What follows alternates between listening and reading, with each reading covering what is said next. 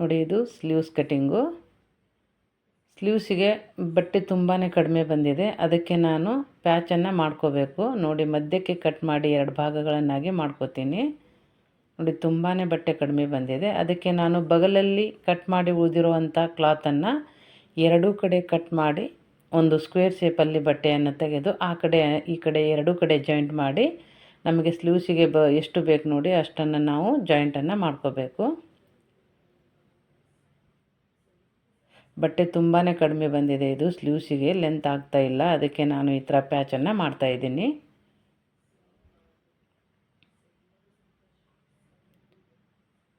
ನೋಡಿ ಇಲ್ಲಿ ಪ್ಯಾಚನ್ನು ಮಾಡ್ಕೋಬೇಕು ನಾವು, ಅಂದರೆ ನಮಗೆ ಕರೆಕ್ಟ್ ಲೆಂತು ಬರುತ್ತೆ. ಇಲ್ಲಿ 18 ಇಂಚ್ ಬಂದರೆ ನಮಗೆ ಸ್ಲೀವ್ಸಿಗೆ ಕರೆಕ್ಟ್ ಆಗುತ್ತೆ ಅಗಲಕ್ಕೆ. ಉದ್ದಕ್ಕೆ ನಿಮಗೆ ಎಷ್ಟು ಬೇಕು ನೋಡಿ ಅಷ್ಟನ್ನು ಇಟ್ಕೊಳ್ಳಿ. ಇವಾಗ ಇದನ್ನು ಸ್ಟಿಚ್ ಮಾಡಿ ನಾನು ಸ್ಲೀವ್ಸ್ ಕಟ್ಟಿಂಗನ್ನು ತೋರಿಸ್ಕೊಡ್ತಾ ಇದ್ದೀನಿ.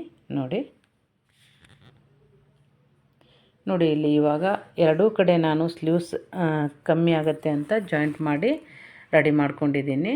ಲೈನಿಂಗು ಕೂಡ ನಾನು 2 ಕಡೆ ಬಟ್ಟೆನ ಎಕ್ಸ್ಟ್ರಾ ಜಾಯಿಂಟ್ ಮಾಡ್ಕೊಂಡಿದ್ದೀನಿ. ಮೊದಲಿಗೆ ನಾವು ಸ್ಲೀವ್ಸನ್ನು ಮೇನ್ ಫ್ಯಾಬ್ರಿಕ್ ಸ್ಲೀವ್ಸನ್ನು ಇಟ್ಟು ಆಮೇಲೆ 2 ಲೈನಿಂಗನ್ನು ಅದರ ಮೇಲೆ ಇಟ್ಟು ಅದರ ಮೇಲೆ ಮತ್ತೆ ಒಂದು ಸ್ಲೀವ್ಸನ್ನು ಇಟ್ಟು ಇವಾಗ ಫೋಲ್ಡ್ ಮಾಡಿ ನಾವು ಕಟ್ಟಿಂಗನ್ನು ಮಾಡ್ಕೋಬೇಕಾಗತ್ತೆ. ನೋಡಿ ಇಲ್ಲಿ 4 ಪೀಸ್ಗಳಾಗಿ ಬರಬೇಕಿದು. ಮೇನ್ ಫ್ಯಾಬ್ರಿಕ್ ಒಂದು, ಮಧ್ಯಕ್ಕೆ 2 ಲೈನಿಂಗು, ಅದರ ಮೇಲ್ಗಡೆ ಒಂದು ಮೇನ್ ಫ್ಯಾಬ್ರಿಕ್ಕು. ಇವಾಗ ಇದನ್ನು ನಾವು ಮಡಚ್ಕೋಬೇಕಾಗತ್ತೆ. ನೋಡಿ ಈ ಥರ ಮಡಚ್ಕೊಳ್ಳಿ. ನಂತರ ಇದರ ಮೆಜರ್ಮೆಂಟನ್ನು ನೋಡೋಣ ನಾವು. ಒಂದು ಪಿನ್ನನ್ನು ಹಾಕ್ಕೊಳ್ಳಿ. ಇವಾಗ ನೋಡಿ ಇದರ ಮೆಜರ್ಮೆಂಟು ಅಗಲಕ್ಕೆ 9 ಇಂಚ್ ಬಂದಿದೆ, ಉದ್ದಕ್ಕೆ ನಾನು ಇಲ್ಲಿ 11.5 ಅಥವಾ 12 ಇಂಚನ್ನು ಇಡ್ತಾಯಿದ್ದೀನಿ. ನಿಮಗೆ ಎಷ್ಟು ಉದ್ದ ಬೇಕು ನೋಡಿ ಅಷ್ಟು ಉದ್ದಕ್ಕೆ ನೀವು ಇಟ್ಕೋಬೋದು. ಇವಾಗ ಮಾರ್ಕ್ ಮಾಡಿ ಕಟ್ಟಿಂಗನ್ನು ಮಾಡ್ಕೊಳ್ಳೋಣ.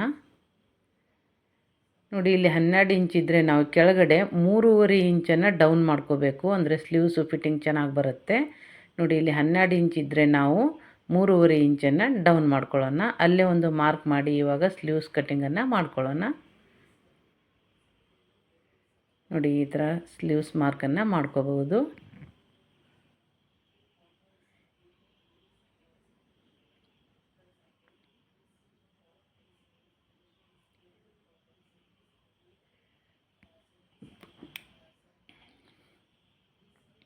ನೋಡಿ ಮೊದಲಿಗೆ ನಾವು ಮೇಲ್ಗಡೆ ಕೊಟ್ಟಿರುವಂಥ ಮಾರ್ಕ್ ಮೇಲೇ ಕಟ್ಟಿಂಗನ್ನು ಮಾಡ್ಕೋಬೇಕು. ಹಾಗೆ ಎಕ್ಸ್ಟ್ರಾ ಉಳಿದಿರುವಂಥ ಕ್ಲಾತನ್ನು ತೆಗೆದುಬಿಡೋಣ.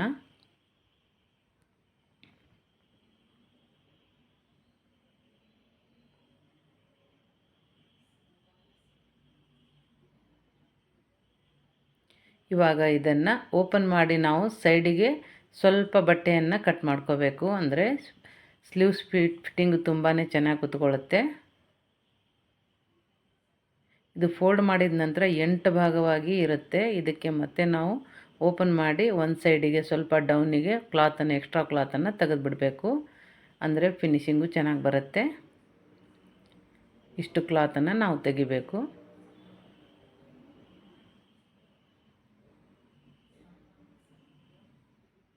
ನೋಡಿ ಈ ಶೇಪಿಗೆ ಬರಬೇಕು, ಅಂದರೆ ಚೆನ್ನಾಗಿ ಕೂತ್ಕೊಳ್ಳುತ್ತೆ.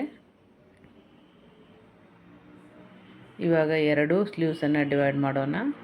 ನೋಡಿ ಒಳಗಡೆ ಮೇನ್ ಕ್ಲಾತ್ ಕೂಡ ಇದೆ, ಲೈನಿಂಗ್ ಇದೆ, ಹೊರಗಡೆ ಮೇನ್ ಕ್ಲಾತ್ ಇದೆ. ನೋಡಿ 2 ಕಡೆ ಸ್ಲೀವ್ಸು ಎಷ್ಟು ಚೆನ್ನಾಗಿ ಕಟ್ಟಿಂಗ್ ಬಂದಿದೆ.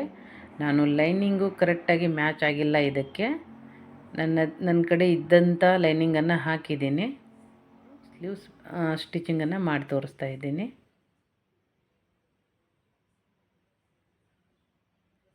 ಇದಕ್ಕೆ ನಾನು ಒಂದು ಮ್ಯಾಚ್ ಆಗುವಂಥ ಲೇಸನ್ನು ಹಾಕಿ ಪೈಪಿಂಗನ್ನು ಕೊಡ್ತಾ ಇದ್ದೀನಿ. ಇದರಿಂದ ಔಟ್ಲುಕ್ ಕೊಡುತ್ತೆ.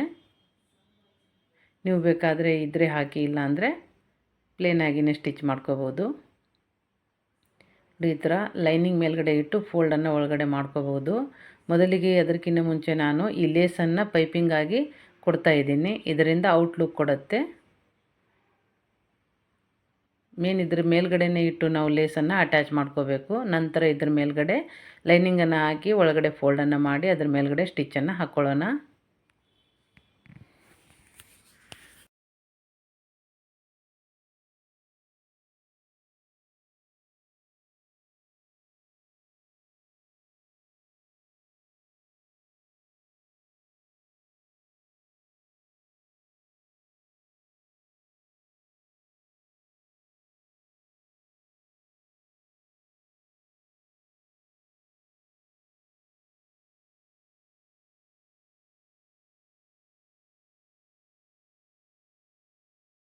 ನೋಡಿ ಇದ್ರ ಮೇಲ್ಗಡೆಯಿಂದ ನಾವು ಒಂದು ಸ್ಟಿಚ್ಚನ್ನು ಹಾಕಿ ಫೋಲ್ಡ್ ಮಾಡ್ಕೋಬೇಕು.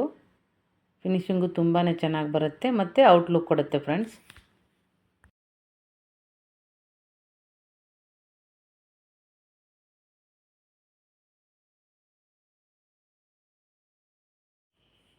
ನೋಡಿ ಪೈಪಿಂಗು ಎಷ್ಟು ಚೆನ್ನಾಗಿ ಬಂದಿದೆ. ಇದರಿಂದ ತುಂಬಾ ಔಟ್ಲುಕ್ ಕೊಡುತ್ತೆ. ಇದ್ರ ಮೇಲ್ಗಡೆಯಿಂದ ಒಂದು ಸ್ಟಿಚ್ಚನ್ನು ಹಾಕ್ಕೊಳ್ಳೋಣ.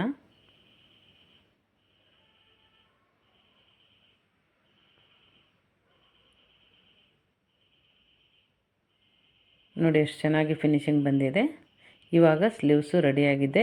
ಇದನ್ನು ನಾನು ಮೇಲ್ಗಡೆಯಿಂದ ಒಂದು ಹೊಲಿಗೆ ಹಾಕಿ ಲೈನಿಂಗನ್ನು ಜಾಯಿಂಟ್ ಮಾಡ್ಕೋತೀನಿ.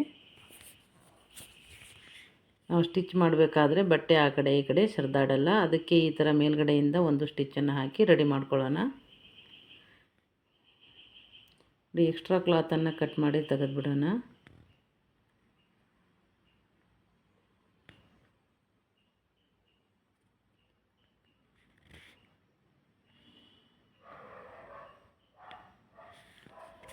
ನೋಡಿ ಫ್ರೆಂಡ್ಸ್, ಇವಾಗ ಸ್ಲೀವ್ಸ್ ರೆಡಿಯಾಗಿದೆ.